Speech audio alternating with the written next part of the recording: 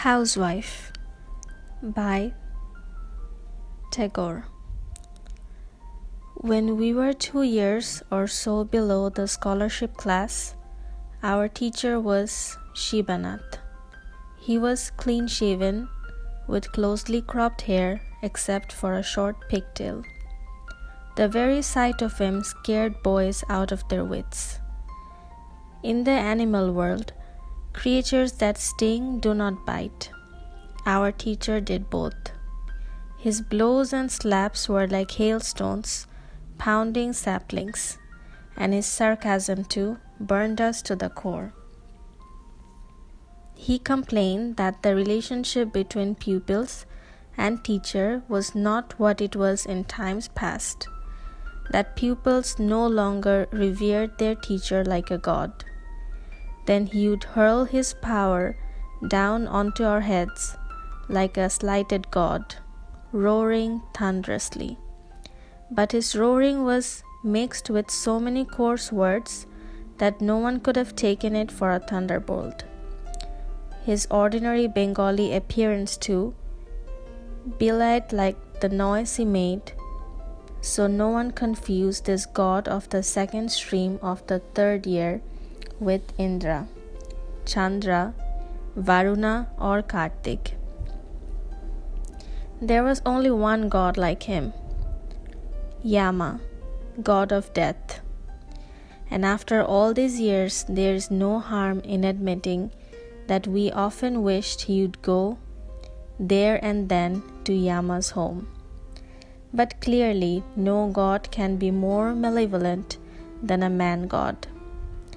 The immortal gods cause nowhere near so much trouble.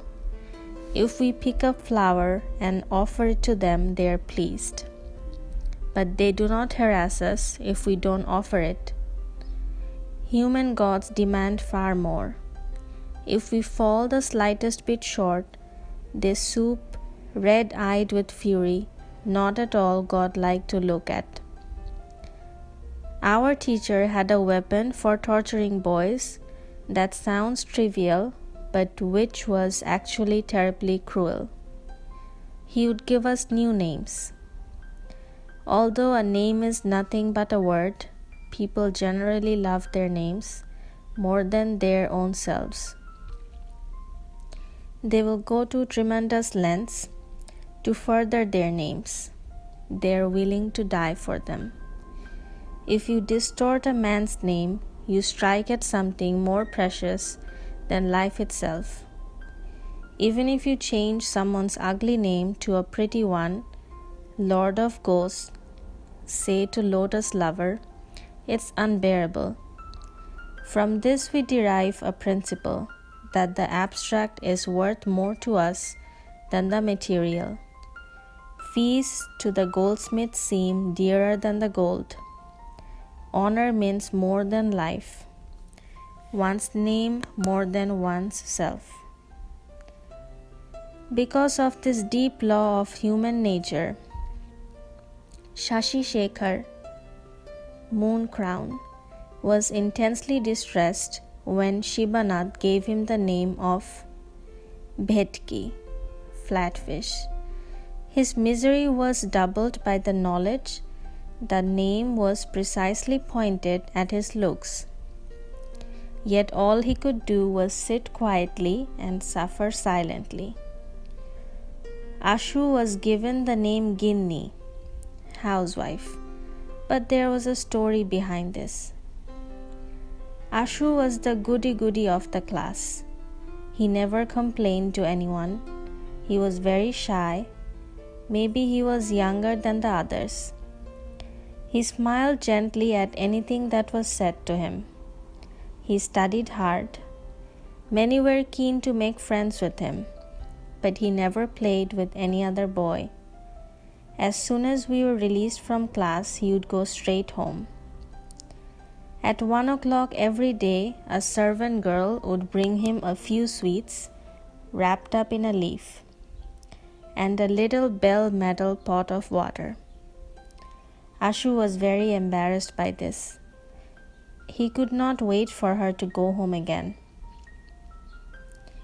He did not want his classmates to think of him as anything more than a schoolboy. The people at home, his parents, brothers and sisters, everything about them was very much a private matter, which he did his utmost to conceal from the boys at school. So far as his studies were concerned, he could not be faulted in any way. But every now and then he was late to school and could give no good answer when Shibanath questioned him. His disgrace on these occasions was appalling. The teacher made him stand by the steps to the building, bent double with his hands on his knees. His misery and shame were thus displayed to 4 whole classes of boys. A day's holiday came to mark an eclipse.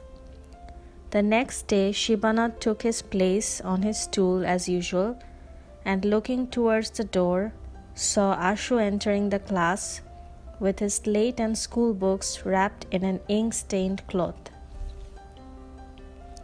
He was even more hesitant than usual. "Here comes the housewife," said Shibanath, laughing dryly. Later, when the class was over, just before he dismissed the boys, he called out, "Listen to this, everyone." It was as if the whole of Earth's gravity were dragging young Ashu down, but all he could do was sit with his legs and at the end of his dhoti dangling down from the bench, while all the boys stared at him. There were many years to come in Ashu's life, many days of joy, sorrow and shame more significant than this, but none could compare with what his young heart suffered on this occasion. Yet the background to it was very ordinary and can be explained in a very few words. Ashu had a little sister. She had no friend or cousin of her own age, so Ashu was her only playmate. Ashu's home had a covered porch with a gate and railings in front. The holiday had been cloudy and very wet. The few people who continued to pass by, shoes in their hands, umbrellas over their heads, were in too much of a hurry to look around. Ashu played all day with his sister, seated on the steps of the porch, while clouds darkened the sky and the rain pattered. It was the wedding day of his sister's doll. Ashu was giving solemn and scrupulous instructions to his sister about the preparations for the wedding. A problem then arose about who would be the priest. The little girl suddenly jumped up, and Ashu heard her ask someone, "Please, will you be the priest at my doll's wedding?" Turning round, he saw a bedraggled Shibanath standing under the porch, folding his wet umbrella. He had been walking along the road and had taken shelter from the rain there. It was Shibanath whom the little girl had asked to be priest at her doll's wedding. Ashu dashed straight into the house when he saw him, abandoning the game and his sister. His holiday had been utterly ruined. This was what Shibanath described with withering amusement the following day, to account for his calling Ashu housewife in front of everyone.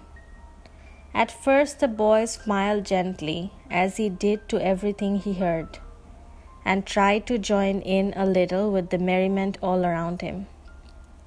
But then 1 o'clock struck, the classes were dismissed, the servant girl from home was standing at the gate with 2 sweets in a sal leaf and some water in a shining bell metal pot, and Ashu's smile gave way to a deep red blush around his face and ears.